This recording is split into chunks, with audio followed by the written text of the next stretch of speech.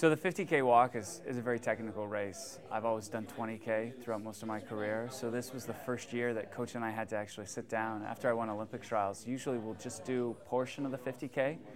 At Nationals it comes around January, February of every year. I'll do a portion and then I'll roll into my 20K training and go from there through the rest of the season.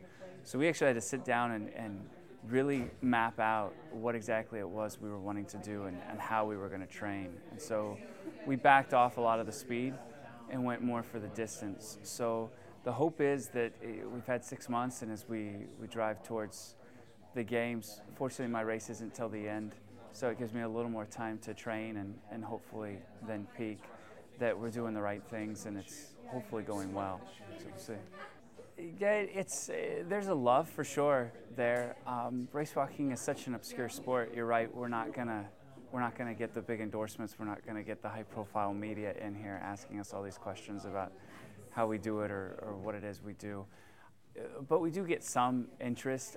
I think more than anything, what drives me is the opportunity to help people understand that it's not as an obscure event as you might think it is. That there's some big media around the world that's very interested in it, and on top of it, it's a real event. Like, we have to be truly a strong athlete to get through that. And 50K is a long ways to go, and there's no question about it. It's 5 miles longer, 8K longer than a marathon, and everyone talks about how grueling a marathon is, but not only do we have the distance, but we have the form we have to maintain. If we break the form, we can get tossed from the race. So you can cross the finish line however you want when running, but walking, it's imperative you hit that form. So hopefully over time, people become more aware of it and gain a better understanding, a broader respect for it. But it's not my ability. I mean, I can tell them what I want to, but it's not my decision whether they respect it or not. Hopefully down the road they will. But mental is the hardest aspect of the entire sport. You can get the form down and you're fine. But I even hear runners, people that I talk to, they're like, I can only run for 2 miles and I'm done. It's boring. And I can completely understand that and appreciate that. With walking, I train with headphones every so often with music to help kind of pass the time.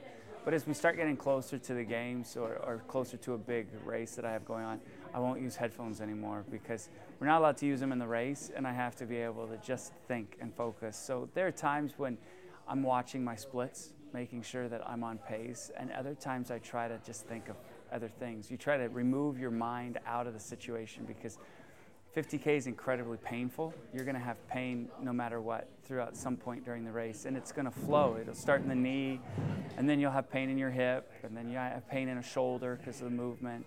And so you just have to realize the pain will come and go, and as long as you just stay tough mentally, you'll be able to muscle your way through the race. 50K 4 hours is a long time. You're not thinking about just one thing. But there's a wide variety. I think about family. If I'm just in training, I'm thinking about what are the things I need to do that day. Sometimes if I get my mind going on a story of some sort, like a conversation I had with someone, then before I know it, I've gone 2 or 3 kilometers and I haven't thought much during it. And so it's like, oh, cool. We're that much closer to the end. It's a very lonely event, for sure. There are times I train with other guys, and there'll be 3 or 4 of us. And much like any 50K or when we're doing long walks, say 30K, 40K, the first 15, 20 kilometers, you're talking with each other. You're telling stories, asking how the week went, what all goes on. Eventually you reach a point where there's no more talking because you're just tired. And so even with people around you, it's still a very lonely event because you're walking with each other, trying to hold pace to help each other, but there's very little talking. But realistically, I'd be happy if I came away with a top 15, top 20 finish. My time, again, this is only the first international race I've ever done for 50K. I have a lot to learn left of it. I think that come 2016, I'll be in a much better position to really go after it after the training and really understanding the sport, getting 4 more years in line with the 50K.